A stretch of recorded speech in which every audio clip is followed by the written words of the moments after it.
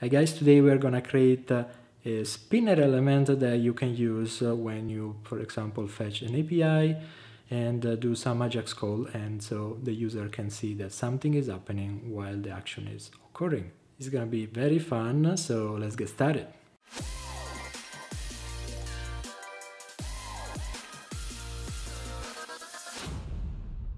To create a spinner, there are like a couple of approaches that I can think of right now.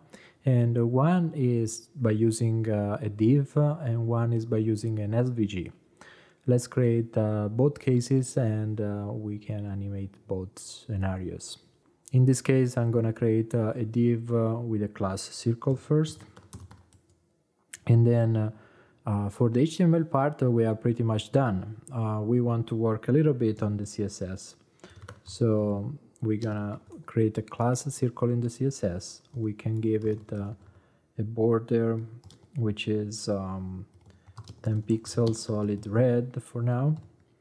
And you see that appears in the screen, this thick border of 10 pixels. We want to give a height and a width to the to this. For now, let's use like big sizes like 200 and 200 as well for the width. And we'll see that we have a square. We want a circle, and so we want to add the border radius to this. And by adding the border radius 50%, we ensure that we have like a circle. From here, usually a spinner doesn't have it's not a full circle, because otherwise when we're gonna animate it, we cannot see the movement. So to split the circle, we can like remove one of the borders. But if we say border left, for example, none, what's gonna happen is that you see that it's not gonna show us the desired behavior that we want. So what we want to do is we want that border to be there, but we want just to change the color, and and the color we want to be transparent, so that everything stays the same, but the one border is missing, and so we have like this broken circle. Now we just need to animate it, and we can say animation is gonna be a spin. We're gonna call a spin.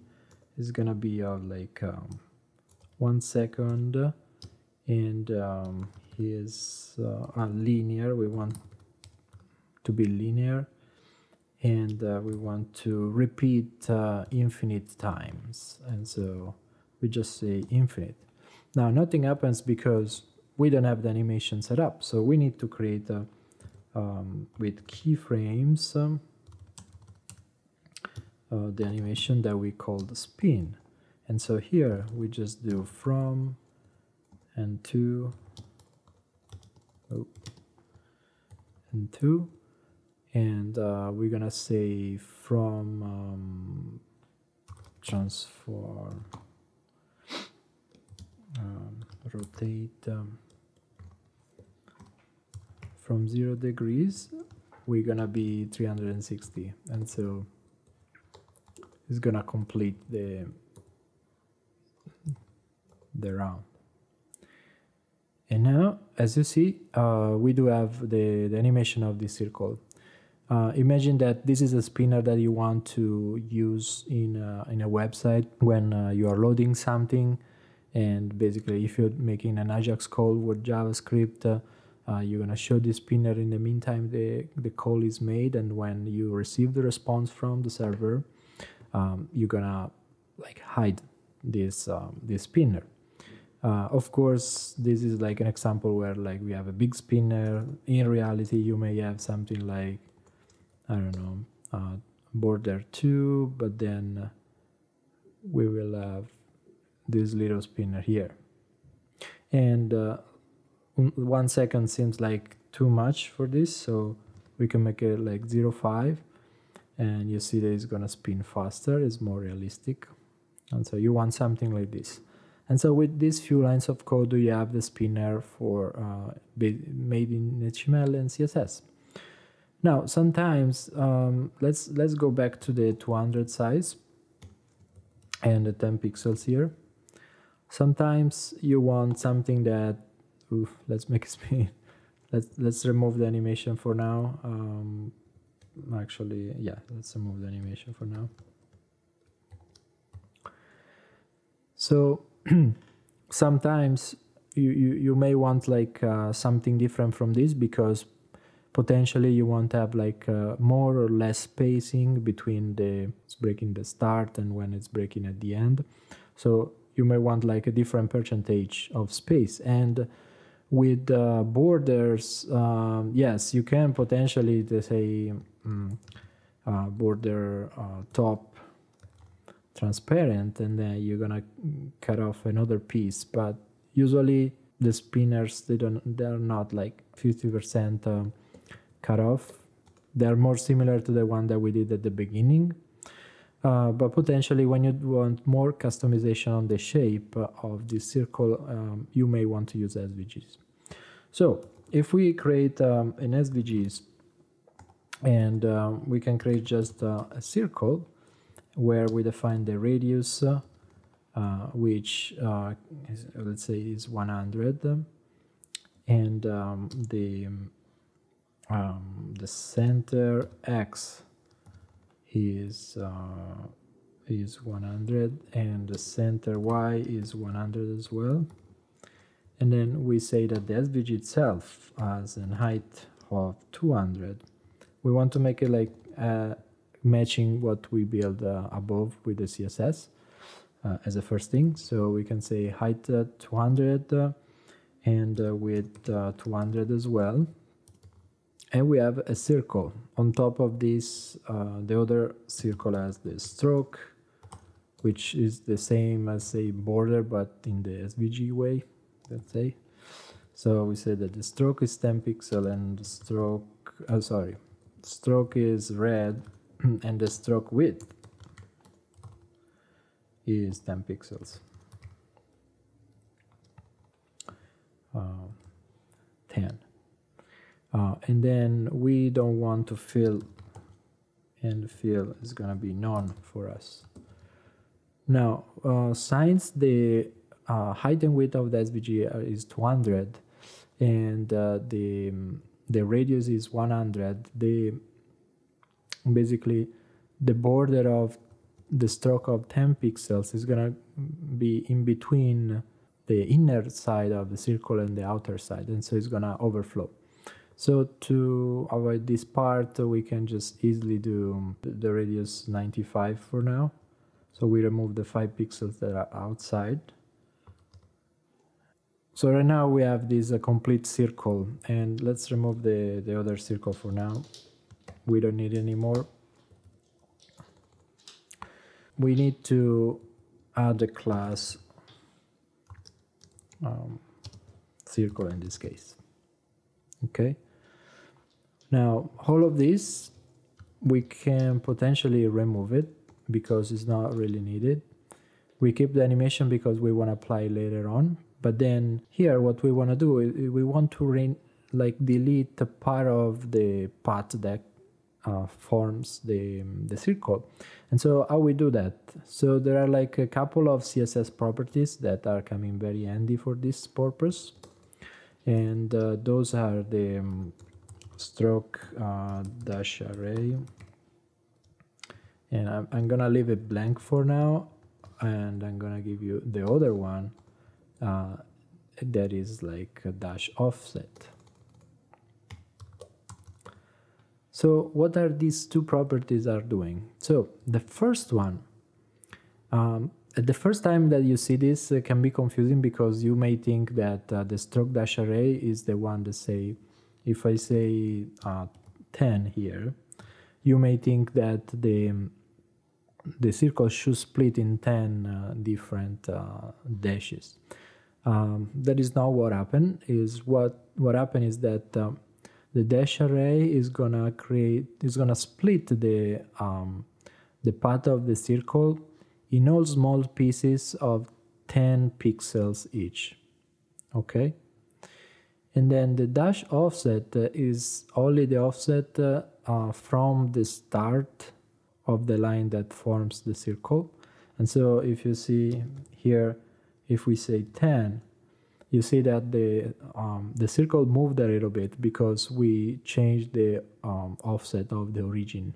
If we say 20, it's gonna change the offset as well. And then potentially we can animate the stroke offset, right? We can just say, I don't know, let's do like from 20 to 0. And we enable the animation here, right? And you see that what happens is just this circle is like rotating. Now, it's not at all what we want. And so we can undo what we just did. As a first thing right now, we want to create the circle as before, but control better the beginning of the end of the breaking part. So to do this, we can use these two properties, but how we can use them? So basically, right now we have like a circle that is like 95 as a radius, and we want basically to have like the dash array to be the size of the circumference of this circle. The circumference is like 2 pi multiplied by radius. And so if we do like 2 multiplied 314, which is pi, and multiplied by 95 in our case. So 596.6. We can use 596 for now, or 597. And you see that now we have like a little piece here, but why? Because basically, let's also do 597 in the offset. So what's happening here? Right now, if the offset is equal to the dash array, the circle disappears. If I remove part of it from the offset, we're gonna see that the circle is coming, it starts to appear. And so basically, because we are creating the dash array, as I say, was like splitting in 297 pixel now, but before in 10 pixel, the circle. And now that the dash array has the size of the circumference of the circle, is gonna either show it or hide it. And so by playing with the offset, we can potentially show or hide part of the circle, the part of the circle that we want. For example, if you want to animate the circle from 597 to 0, and we can animate again, you're gonna see that now the animation is like something like this because we are doing the rotation, and let's remove the rotation for the moment. We will enable it later on, but I want to explain you like piece by piece. So okay, so right now, as you see, the circle is like forming, and let's make it like slower here. Okay, so basically it's forming the circle, finish, and starts back. This can be used for other things rather than this. I mean, if you're loading something, if you're loading a file and you want to show the percentage in the center of this, then you can get creative, right? But for now, what we wanted is to just define how much we want to show, right? And so let's go back one more time in here. And let's say that I want this to be 40. So what happened is that now I have like, I can easily say 140, and I know the part of the circle that I want to display. And if it's more than what we were displaying before with just the border, then that is possible. And we have a full control over how much of the circle we want to show or hide. We can keep it like 120 or 130. Actually, let's do 100. So it's smaller here.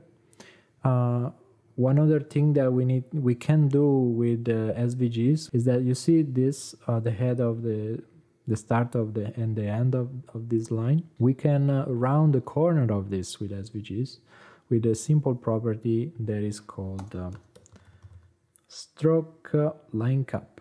So stroke line cap and line cap. And here we can just say round. Oh, line cap. So now if we say, we're gonna see that the corners of this circle became rounded. Now it's not always what you want, but it's just to show you that you have more flexibility with SVGs. So now finally we can remove this again for one last time. And we're gonna have the same animation of before, but then you say, oh, what happened here? So what happened is that the transform origin of an SVG is on the top left and not in the center as is on the div by default. So you need to specify basically the transform origin, and you just say center, and it's gonna fix this issue, and we will have the expected behavior. As before, we want this to be faster, so we can do 0.5, and maybe it's too fast, but we have our spinner, and you can use it anywhere you want. Hope you like this video, and now when you have to load the resources with Ajax call, you're gonna show your fancy spinner. If you want to see more video like this one, hit the subscribe button, and I'll see you next time. Happy coding!